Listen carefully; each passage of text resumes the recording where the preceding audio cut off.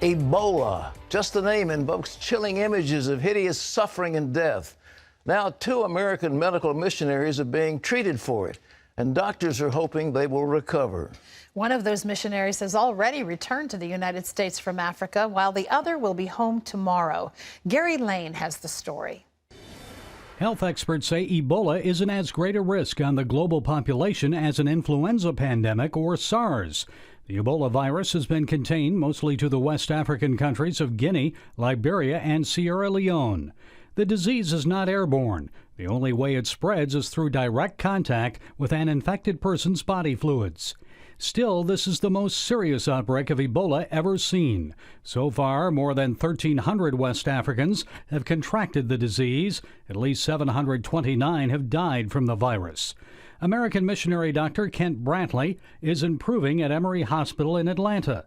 He was flown home from Liberia over the weekend and surprised many by walking into the hospital. A second missionary, Nurse Nancy Wrightball, is expected to arrive at Emory on Tuesday. Meanwhile, Liberian Christians are gathering for a time they're calling sackcloth and ashes. They're asking God to halt the advance of Ebola in their country. 500 church leaders came together in the capital city of Monrovia for 3 days of fasting and prayer. Pastor Emery David of Triumphant Christian Church told us Liberian Christians are praying this week, trusting God for a miracle. Well, we want this Ebola lifted. If it is an error, a sin that we have committed, we want God to forgive the church, the government, the nation, and heal the land. For now, here at home, the focus is on the 2 infected Americans. Nancy Wrightball's son says he hopes the attention focused on his mother's case might help develop a cure for Ebola. Gary Lane, CBN News. Thanks, Gary. Some years ago, we had an intimate look at Ebola when I was working in Zaire. The outbreak was in a town called Kikwit, which is to the north of Kinshasa, the capital. And we were flying supplies, medical supplies, up to that area to help them.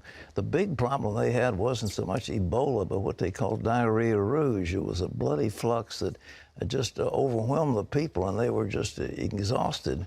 And of course, when any of them got Ebola, they died. There was just no cure. But it looks like now they say if they give the proper medical attention to these 2 missionaries who are working with Samaritan's Purse, if indeed they can keep them stable and give them the necessary medicine and fluids, that their own body will begin to come up with antibodies to counter the disease. At least we certainly pray and hope so. Well, in other news, the world is focused on the fighting between Israel and Hamas. But Israel may have its sights set on a much more important enemy. John Jessup has that story from Washington.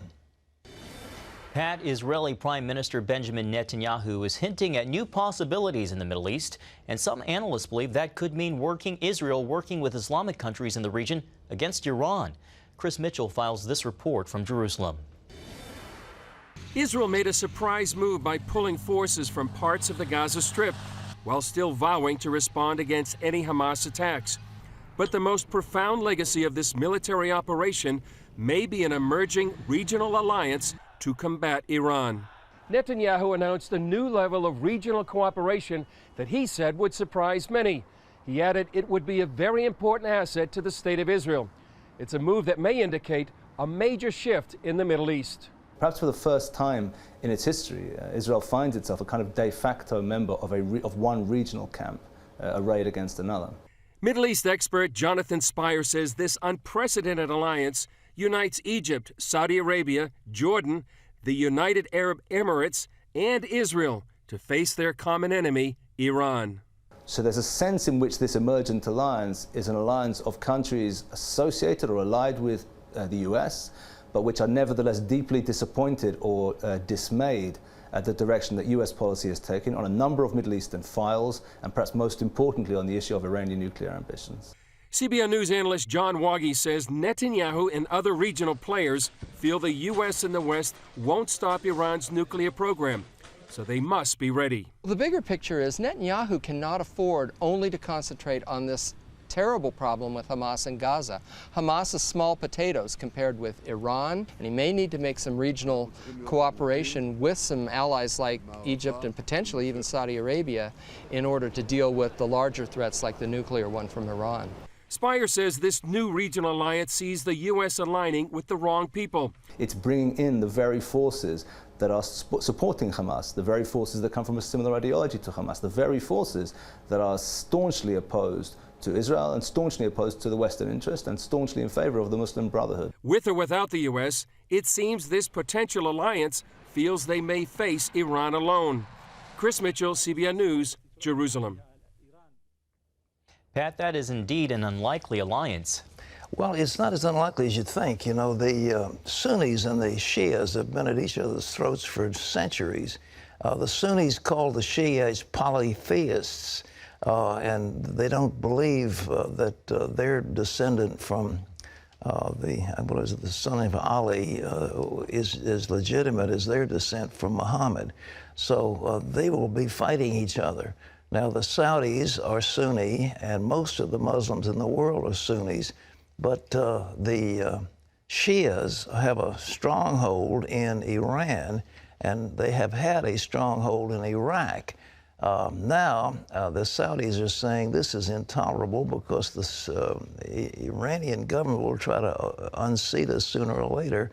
So you figure guys in Kuwait, the Emirates, and these other, Jordan, for example, they don't want to see a Shia rebellion taking place in their midst.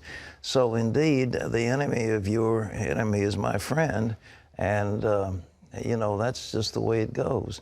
So I think it's not unlikely that something out of this might come as good. The Saudis have been making noise in this direction for some time. That they want to keep power, and if the Israelis will help them keep power, why not? Israel has got wonderful technology, and the Saudis have a lot of money, so why not put the two together? There's no reason not to. Anyhow, it's a good development. By the way, we've had a tremendous response on this book, Islam, Religion of Peace or War, almost 130,000 copies right now. Islam, Religion of Peace or War. It gives you some background on Muhammad, what he believed, what the people surrounding him believed, what it says in the Quran, what the Hadith says, who these players are and what they believe and what their game plan is. You really need to get this. It's easy to read. It's got some pictures in it that illustrate some of the points, and it's a beautiful little booklet. And we'll give it to you free. So all you got to do is just call in, 1-800-759-0700, or you can write cbn.com. It's called Islam, Religion of Peace or War. John. Pat, it's a story you rarely hear in mainstream media. Palestinians living in Gaza criticizing Hamas and calling for better relations with Israel. George Thomas found a few and brings us their exclusive stories from inside the war zone in Gaza. Days after Israel struck Gaza's only power plant supplying electricity, Nidal Mihai's bread business has been firing on all cylinders because he uses a wood-fired oven. We're in a crisis. People don't have electricity. They can't make bread at home, so they come here. So who do people in Gaza blame for the war? Hamas or Israel? Well, even asking that question can potentially get you in trouble. Business is certainly hopping at this. Shukran, Habibi, thank you. Business is certainly hopping at this traditional bread store here in Gaza City. That's hot. One of the things about, that was really hot. One of the things about talking to Gazans, especially in the midst of this conflict, is you can never get an honest answer, because the reality is that many of the folks here are afraid. They're afraid to criticize the Hamas government.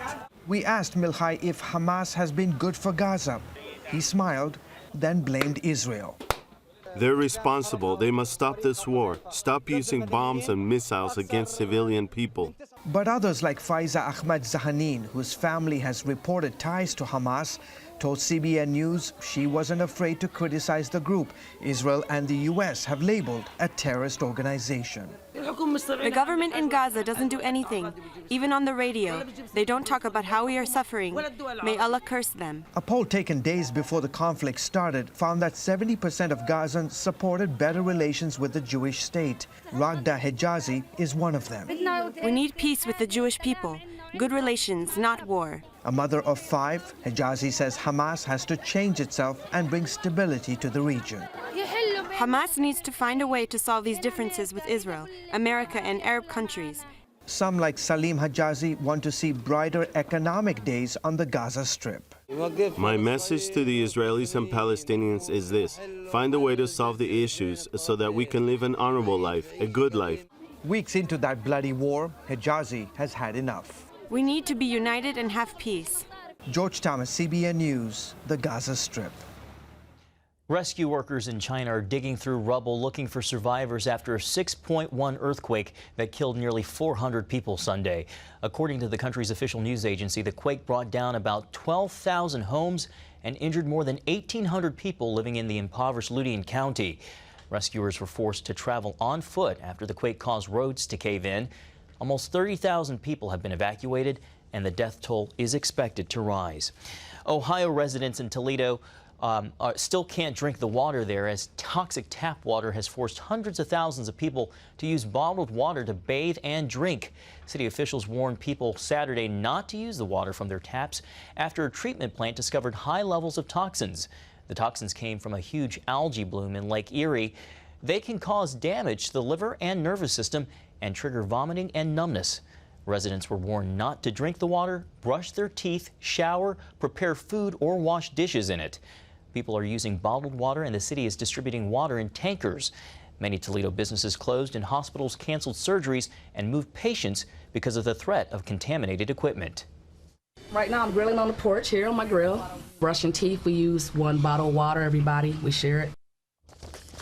Officials say the toxicity levels in Lake Erie appear to be dropping, but more testing is needed before the water can be declared safe. And of course, our thoughts and prayers to the people of Toledo. Pat? Terrible. You know, one of the jokes is about one of these very expensive bottled waters, and you know, they say, where does it come from? Well, it comes from the river in Detroit, the Detroit River. Great. Yeah, I'm going to give you some specially expensive Pisani or Lissani or whatever the stuff is. I don't know which one it is, but in any event, the idea is that we spend a lot of money for bottled water, but in Toledo, it's the truth.